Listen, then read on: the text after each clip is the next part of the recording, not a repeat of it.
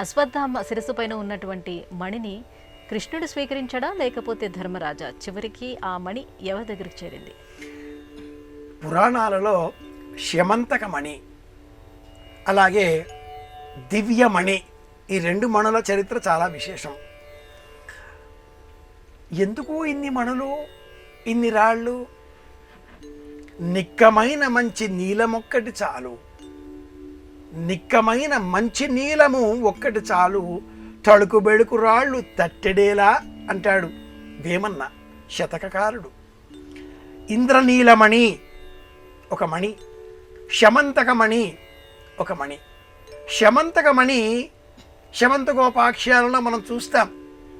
సత్యభామాదేవి వృత్తాంతంలో జాంబవంతుడి కుమార్తె జాంబవతిని వివాహం చేసుకోవడం, సత్యభామని వివాహం చేసుకోవడం, సూర్యుడు సత్రాజిత్తు అందించిన ఆ మణి కృష్ణుడిని అపకీర్తి పాలు చేయడం, చివరకు ఆ మణి సత్రాజిత్తు ద్వారా ఆ తదువారి ఇంకా అలా అలా మారి చివరికి అక్రూరుని ద్వారా కాశీనగరం చేరింది.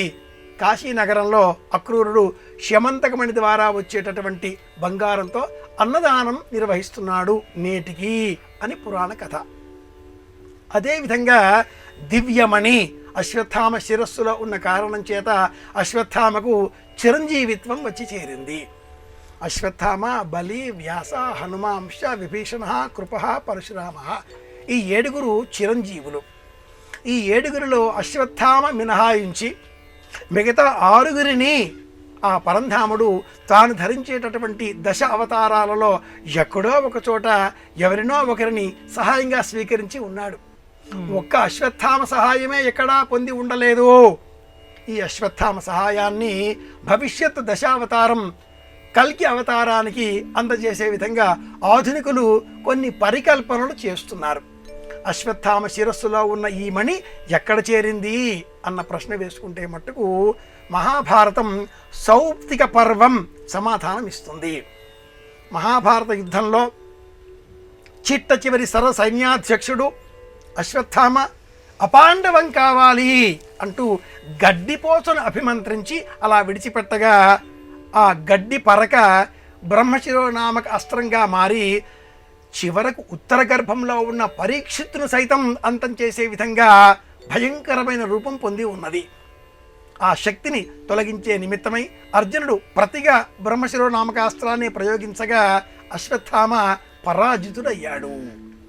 ఆ సమయంలో వ్యాసుడు వచ్చేసి అశ్వత్థామను ఊరడించి, నీవు గురుపుత్రుడవు, ఇంతటి ఆగ్రహం నీకు పనికిరాదు, పరాజయాన్ని అంగీకరించు, నీ శిరస్సులో ఉన్న ఆ మణిని తీసి వారికి అప్పగించి మౌనంగా వెళ్ళిపో అని వ్యాసుడు చెప్పడంతో అశ్వత్థామ తన శిరస్సులో ఉండే ఆ మణిని తీసి భీమసేనుడికి అందించి మౌనంగా వెళ్ళిపోయాడు. భీముడు ఆ మణిని ద్రౌపది చేతికి అందించాడు. ద్రౌపది పాంచాలి, ఆమె నిజమైన పేరు కృష్ణ.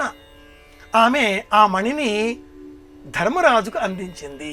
చక్రవర్తివి, నీ శిరస్సులో కిరీటంలో ఇది మరింత శోభాయమానంగా వెలుగుతుంది అని అందించడంతో ఆ మణిని ధర్మరాజు శిరస్సులో కిరీటంలో ధరించాడు, ఊరడిల్లాడు. పుత్రదుఖం మణి పొందడంతో తొలగిపోయింది. శమంతకమణి ఏ విధంగా మమకారాన్ని పెంచిందో ఇక్కడ ఈ దివ్యమణి కూడా మళ్ళీ రాజ్యం పైన మమకారాన్ని అలాగే పెంచింది. సంతాన దుఃఖం, ధన దుఃఖం, రాజ్య దుఃఖం, ఆరోగ్య దుఃఖం, ఇవన్నీ రకరకాల దుఃఖాలు ఉన్నా అన్నింటినీ తొలగించేటటువంటి శక్తి మణికి ఉంది. లౌల్యం అంటాం, స్వార్థం అంటాం. అశ్వత్థామ మణి చివరకు ధర్మరాజు కిరీటంలో చేరింది అని మనకు మహాభారతం సౌప్తిక పర్వం వివరిస్తుంది.